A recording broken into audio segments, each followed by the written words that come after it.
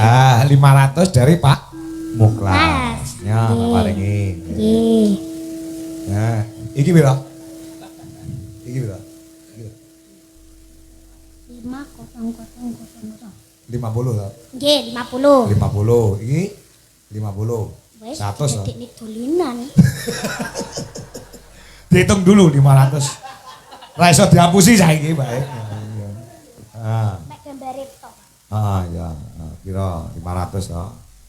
Oh, lah, nggih, nggih. Wes. Iya. Benar, Mas. Nggih, bener. Nah, sip, oke. Sampun. Nek. Mangsane 500 sok pisan. Oh, maksudnya 500 pisan akeh baleni nana. Oh, maksudnya ki 500 ki lagune ping 7. Ya wis, napa? Ya apa meneh manut sampeyan no. Lagune engko bar iki Mbak Kirana. Oke, saya tak lebokne tas. Lebone tas awas engko dicolong Kirana lho. Gak, koncoku gak malingan. Oh, kancamu enggak malingan, iya bener. Bawane. Oh, ojo. Apa? Dibacoi kelinci ucul nggih. Ki mau Kelinci kumpul ucul. pelok barang to. Oke, siap. Oke, siap. Oke. Wadake cah ra iso ya apal kok wis aja dulu ya. Lah kula lho pomone ya nggih. Apa? Nggih. Apa? Lah pomone nggih. Heeh. Nggih. Ya maksudnya nggih, lah kan sampean request to kelinci ucul to. Heeh. Lah kula pengene nyanyi kula dhewe. Apa nyanyimu dhewe? Ya wis, engko lho sampean request to Iya. berarti tambah duwite. Wah, jangkrik. Ya gak usah wis, gak usah aku mek guyon lho Pak Dalang. Nyo. Kok ditenani to kula malah salting lho. Malah nyoh di pokoknya. Oh nggih, matur suwun nggih Pak Dalang. Alah, doyane kok.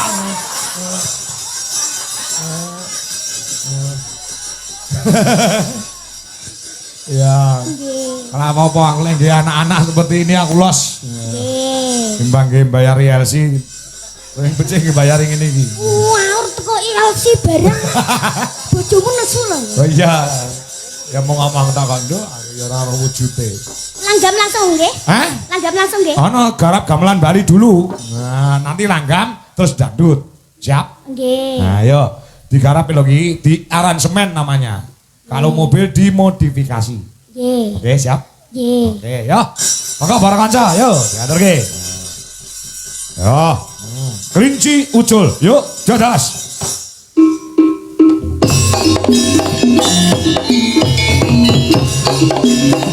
Ayo, joget.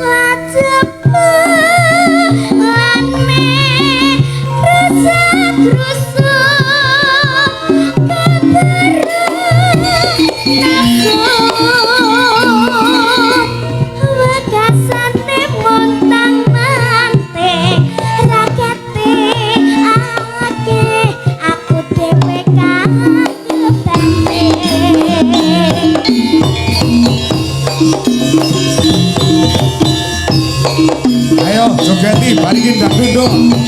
Tonton cepet sithik.